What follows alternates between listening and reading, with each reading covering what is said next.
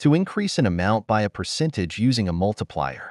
Usually, the original amount is 100%.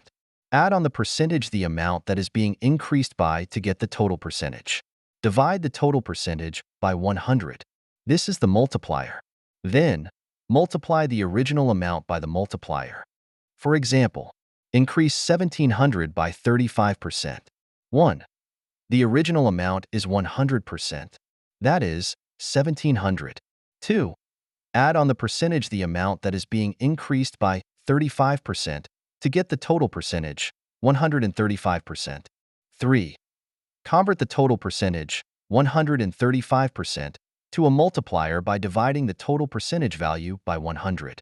135 divided by 100 is equal to 1.35. This is the multiplier.